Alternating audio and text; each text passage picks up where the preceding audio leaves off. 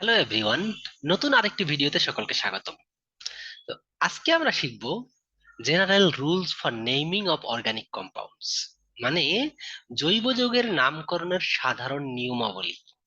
যে আসলে এই ভিডিওটা কিন্তু খুবই গুরুত্বপূর্ণ, কারণ আমরা এই যে লক্ষ লক্ষ জৈব যৌগের নাম শুনেছি বা কথা শুনেছি, এই জৈব যৌগগুলোকে যদি আমরা নামকরণ করতে চাই এবং পারফেক্টলি, তাহলে কিন্তু এই নিয়মগুলো সম্পর্কে প্রত্যেকের খুব ভালো ধারণা থাকতে হবে।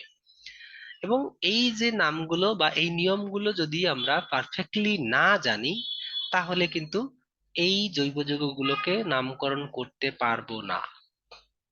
সিম্পলি আমাদেরকে এই নিয়মগুলো একটার পর একটা ভালো করে মনে রাখতে হবে এবং তার সাথে সাথে এক্সাম্পল গুলো করে দেখতে হবে।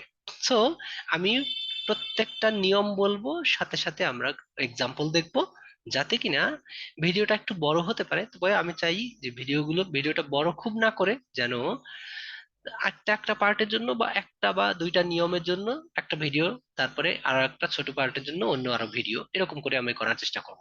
সো তাহলে general rules for naming of organic compounds.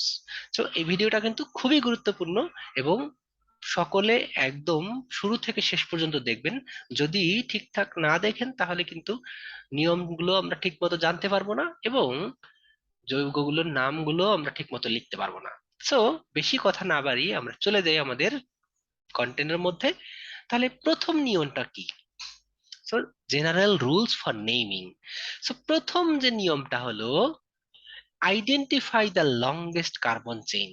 Actually এই যে নিয়মগুলো, এই নিয়মটা আমরা এখানে উম, বলছি মেইনলি হাইড্রোকার্বনের জন্য। তবে যে কোনো জৈব যৌগের নামকরণের ক্ষেত্রে কিন্তু আমাদেরকে এই রুলগুলো ফলো করতেই হবে।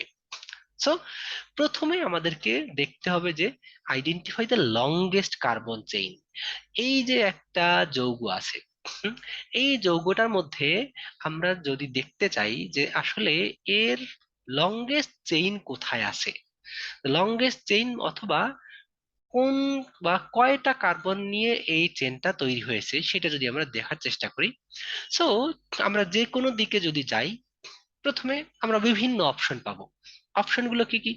এইখান থেকে যদি আমরা দেখি, আমরা যদি এদিক থেকে সরাসরি এই রাইটে চলে গেলাম, তাহলে 1 নম্বর কার্বন, 2, 3, 4, 5, 6। তাহলে এখানে একটা অপশন হলো ছয়টা, 6টা কার্বন বিশিষ্ট।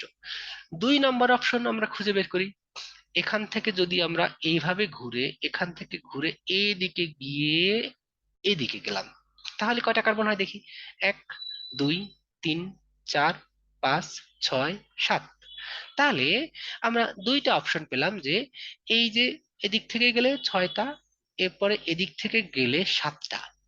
সো এরপরে আরো কোনো অপশন আমাদের আছে কিনা সেটা একটু খুঁজে বের করি। তো এদিক থেকে যদি আমি যাই, তাহলে এখান থেকে এইভাবে যদি আমি ডিরেকশনটাকে এইভাবে যাওয়ার চেষ্টা করি, হুম, তাহলে কয়টা কার্বন হয় সেটা একটু গুনে দেখি। 1, 2, 3, 4, 5, 6, 7, 8।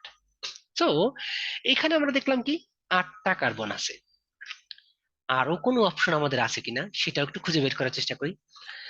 তাহলে এখন যদি আমি এভাবে গিয়ে এভাবে গিয়ে এই দিকে ডিরেকশনটা এভাবে দেখাই, তাহলে কিন্তু আমরা দেখতে পাচ্ছি কয়টা কার্বন হচ্ছে। 1, 2, 3, 4, 5, 6, 7, 8, 9। তার মানে আমরা এখানে অনেকগুলো অপশন পেলাম, কিন্তু আমাদের খুঁজে বের করতে হবে কি লংগেস্ট কার্বন চেইন। মানে আমরা নামকরণের বা জেনারেল রুল যেটা বলেছি, সেখানে আমাদেরকে খুঁজে বের করতে হবে সর্বোচ্চ কার্বনের সংখ্যা।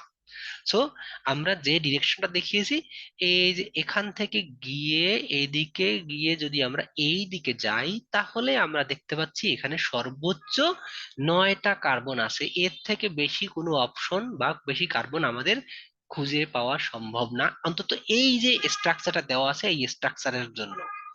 তাহলে এই কম্পাউন্ডটার নাম আমরা তাহলে কি বলবো?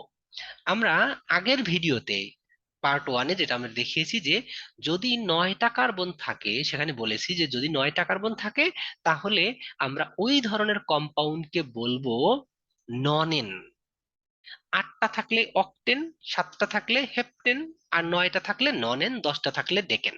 সো এই কম্পাউন্ডটা যেহেতু 9টা কার্বন আছে লংগেস্ট চেইনে, তাহলে এই লংগেস্ট চেইন বা 9টা কার্বন বিশিষ্ট যে কম্পাউন্ড সেটা হবে আমাদের প্যারেন্ট চেইন। সো বাকিগুলো আপাতত আমরা এখনো দেখিনি। এই যে আমাদের এখানে একটা অংশ আছে, এখানে একটা অংশ আছে, সেগুলো আমরা পরবর্তী নিয়মে শিখবো। সো আপাতত আমরা খুঁজে বের করলাম যে এই যৌগের মধ্যে সর্বোচ্চ 9টা কার্বন বিশিষ্ট চেইন আছে।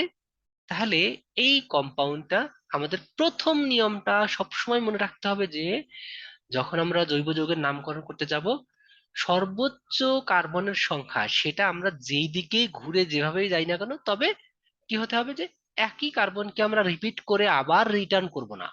হুম। কিন্তু ওই যেদিকে এদিক থেকে যাচ্ছি, এদিকে গিয়ে আবার এদিকে গেলাম, ঠিক আছে, কিন্তু আমরা এইদিকে গিয়ে এদিকে গিয়ে আবার ব্যাক করা, এটা যেন কখনো না হয়। তাহলে সেক্ষেত্রে আমাদের কিন্তু উল্টাপাল্টা নাম্বারিং হয়ে যাবে। সো আমাদেরকে এখানে খুঁজে বের করতে হলো যে আসলে সর্বোচ্চ কার্বনের সংখ্যা 9 আছে, এবং এই কারণে আমরা এইটাকে বলবো নন এন। 9টা কার্বন থাকলে এবং প্যারেন্ট চেইনটা হবে নন এন। সো বাকি যেগুলো থাকবে সেই বাকি অংশগুলোকে আমরা বলবো সাবস্টিটিউয়েন্ট বা প্রতিস্থাপক, যে আসলে এই মেইন চেইনের বাইরে যা যা থাকবে সেগুলোকে আমরা প্রতিস্থাপক বলবো। সো এখন আমরা 2 নম্বর নিয়মের মধ্যে চলে যাই, যে আসলে 2 নম্বর নিয়মে কি বলছে একটু দেখি। সো এইখানে যে প্রশ্নটা করেছিলাম যে লংগেস্ট চেইন, এর উত্তরটা হলো 9টা কার্বন। অলরেডি আমরা খুঁজে বের করেছি যে এদিক থেকে যখন আমরা এদিকে যাচ্ছি তাহলে 9টা কার্বন হচ্ছে। সো আমরা কম্পাউন্ডের নামটাও এক ধরনের বলে দিয়েছি, এটা নন এন। তবে কমপ্লিট হয়নি এখনো। সো পরবর্তীতে দেখি দ্বিতীয় রুলটা কি বলছে। Identify all of the substituents. মানে এখন এই যে আমাদের যে কম্পাউন্ডটা আছে, এই কম্পাউন্ডটা আমরা একটু আগেই দেখিয়েছিলাম যে যখন আমরা কম্পাউন্ডের কি বের করেছি, যে কম্পাউন্ডের ক্ষেত্রে আমরা খুঁজে বের করেছি যে আসলে সর্বোচ্চ কার্বন কয়টা আছে। হুম। সর্বোচ্চ সংখ্যক কার্বন আমরা খুঁজে বের করেছি। খুঁজে বের করার পরে আমরা দেখেছি কি, যে আমরা যদি এই ডিরেকশনে যাই তাহলে এই কম্পাউন্ডের মধ্যে সর্বোচ্চ 9টা কার্বন দিয়ে একটা চেইন তৈরি করতে পারি। মানে আমরা চাইলে এটাকে সরাসরিও লিখতে পারতাম, ঘুরিয়ে ফিরিয়ে পেঁচিয়ে না লিখে।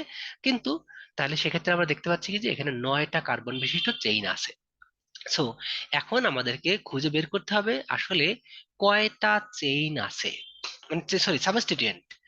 এই যে চেইনের বাইরে আমরা এই যে যে চেইনটা দেখিয়েছি, আমার এই যে লাল কালারের রংটা, এর বাইরে যে বিষয়গুলো আছে অথবা যে অবস পার্ট গুলো আছে সেইগুলোকে আমরা সাবস্টিটিউয়েন্ট বলবো। সো এই যে একটা সাবস্টিটিউয়েন্ট, এখানে আর একটা সাবস্টিটিউয়েন্ট। সো এখন আমাদেরকে 2 নম্বর নিয়মে যেটা বলেছে, identify all of the substituents groups appending from the parent chain. মানে এই যে প্যারেন্ট চেইনের বাইরে বা প্যারেন্ট চেইনের হাইড্রোজেন, একটা হাইড্রোজেন দুইটা হাইড্রোজেনকে প্রতিস্থাপিত করে এই প্যারেন্ট চেইনের বাইরে যে অংশগুলো আছে সেই অংশগুলোকে আমরা প্রতিস্থাপক বলছি বা সাবস্টিটিউয়েন্ট বলছি। তাহলে আমাদেরকে খুঁজে বের করতে হবে যে কয়টা সাবস্টিটিউয়েন্ট আছে। ওকে, সো আমরা এখানে দেখলাম কি 2টা সাবস্টিটিউয়েন্ট আছে। সো আমরা এখন যদি এটার উত্তরটা খুঁজে বের করার চেষ্টা করি, যে আমি যা বলেছি যে কয়টা সাবস্টিটিউয়েন্ট আছে। সো এই যে একটা সাবস্টিটিউয়েন্ট, এই যে আরেকটা সাবস্টিটিউয়েন্ট, তাহলে আমরা এখানে দেখলাম 2টা সাবস্টিটিউয়েন্ট আছে। এখন আমাদেরকে করতে হবে 3 নম্বর রুল। 3 নম্বর রুলে number the carbons on the parent chain from the end that gives the substituent the lowest numbers। মানে আমাদেরকে এখন অলরেডি এই যে কম্পাউন্ড, এটা আমি একটু ভিন্ন কম্পাউন্ড দিয়েছি, বাট কার্বনের সংখ্যা কিন্তু এখানেও সেম। সো যদি আমরা ই করি তাহলে দেখি যে এই যে কার্বনের চেইনটা এদিক থেকে গিয়ে এদিকে গিয়ে যদি আমরা এভাবে যাই, তাহলে এখানে দেখতে পাচ্ছি কি 1 2 3 4 5 6 7 8 9। সো এখানে আমরা 9টা কার্বন পাচ্ছি, এবং এইটা আমাদের আগের যে কম্পাউন্ড ছিল প্রায় একই রকম। তাহলে এখন আমরা এখান থেকে খুঁজে বের করছি যে আসলে নাম্বার দা কার্বন। এখন আমাদের কি করতে হবে যে এই যে আমরা প্যারেন্ট চেইনের যে লংগেস্ট চেইন পেয়েছি, এই চেইনটাকে আমরা নাম্বারিং করব। মানে কার্বনটাকে, যে এই কার্বনগুলো আছে সেই কার্বনগুলোকে আমরা নাম্বারিং করব। সো নাম্বারিং করতে গিয়ে এখন আমাদেরকে দুইটা ডিরেকশনেই নাম্বারিং করার অপশন আছে, সুযোগ আছে, কিন্তু আমরা নাম্বারিংটা আসলে কোন দিক দিয়ে করব, কোন দিক দিয়ে করাটা এই আইইউপ্যাক নিয়মে বলে। সেই নিয়ম অনুযায়ী হলো যে আমাদেরকে দেখতে হবে যে নাম্বারিংটা আমরা যে দিক থেকেই করি না কেন, আমার সাবস্টিটিউয়েন্টের পজিশনটা যেন মিনিমাম হয়। সো এইখানে আমার দুইটা সাবস্টিটিউয়েন্ট আছে, দুইটা সাবস্টিটিউয়েন্টের পজিশন কিভাবে আমার লো হবে সেটা যদি আমরা খুঁজে বের করার চেষ্টা করি, তাহলে এটা একটু দেখি যে এই যে সাবস্টিটিউয়েন্ট একটা রইলো, এই সাবস্টিটিউয়েন্ট আর এই সাবস্টিটিউয়েন্ট, দুইটা সাবস্টিটিউয়েন্টের পজিশনটা যেন আমার মিনিমাম হয়। সো আমি যদি এদিক থেকে নাম্বারিং করি তাহলে কেমন করে হয়, এটা হলো 1 নাম্বার, 2 নাম্বার, 3 নাম্বার, তাহলে একটা সাবস্টিটিউয়েন্টের পজিশন হলো 3 নাম্বারে, আর একটা 4, 5, 6, আর একটা সাবস্টিটিউয়েন্ট হচ্ছে 6 নম্বরে। তাহলে 3 + 6 যদি বলি আমরা পাচ্ছি এখানে, এটাকে সাম আপ করে পাচ্ছি 9। সো এখন আবার যদি আমি উপরের থেকে নাম্বারিং করি, তার মানে 1, 2, 3, 4, তাহলে 4 নম্বরে একটা সাবস্টিটিউয়েন্ট আছে, তাহলে আমরা একটা পাবো 4, আর একটা কত পাওয়া যায়, তাহলে 5, 6, 7, তাহলে 7 নম্বরে আর একটা আছে, তাহলে একটা হলো 4 আর একটা 7, তাহলে এখানে পাচ্ছি 7, 4, 11। সো আমরা এখানে নাম্বারিংটা তাহলে কিভাবে করব সেটা আমরা দেখলাম, যদি নিচের থেকে বা এইভাবে নাম্বারিং করি তাহলে এর সাম আপটা হচ্ছে আমাদের 9, আর যদি আমরা উপরের থেকে করি মানে এদিক থেকে যদি নাম্বারিং করি তাহলে এর পজিশনটা হচ্ছে বা সাম আপটা হচ্ছে 11। সো এখানে এখন কোন ডিরেকশনে আমি যেটা দেখিয়েছি সেই নাম্বারিংটা এরকম করে 1, 2, 3, 4, 5, 6 নিচের থেকে নাম্বারিং করলে সাবস্টিটিউয়েন্টের পজিশন হলো কত কত, আর উপরের থেকে নাম্বারিং করলে কেমন হয় সেটা আমরা এখানে দেখালাম। যে যদি আমরা নিচের থেকে এই যে ব্ল্যাক নাম্বারিং গুলো আছে এই ব্ল্যাক নাম্বারিংটা যদি আমরা ফলো করি তাহলে আমাদের সাবস্টিটিউয়েন্ট হলো এই যে একটা সাবস্টিটিউয়েন্ট, এই যে আর একটা সাবস্টিটিউয়েন্ট, এই দুইটা সাবস্টিটিউয়েন্টের পজিশনটা আমরা এখানে পাচ্ছি, এই হলো একটা সাবস্টিটিউয়েন্ট, এই একটা সাবস্টিটিউয়েন্ট, দুইটা সাবস্টিটিউয়েন্টের পজিশন হলো 3 + 6 যদি আমরা এই ব্ল্যাকটাকে কনসিডার করি। আর যদি রেডটাকে কনসিডার করি তাহলে এদিক থেকে রেডটাকে কনসিডার করলে তাহলে আমরা দেখতে পাচ্ছি কি, এই যে আমাদের 4 নম্বর কার্বনের সাথে একটা আছে, তার মানে এই যে 4, আর এখানে আছে 7 নম্বর কার্বনে, তাহলে এই দুইটার সাম আপ হলো 11, এই দুইটার সাম আপ হলো 9। তাহলে আমরা এখানে যা দেখতে পেলাম যে যদি আমরা এই নিচের থেকে নাম্বারিং করে এদিকে যাই তাহলে আমাদের নাম্বারিং এর বা সাবস্টিটিউয়েন্টের পজিশনটা লোয়ার হয় বা মিনিমাম হয়। সো তাহলে আমাদের নিচের থেকে নাম্বারিং করাটা পারফেক্ট। ওকে।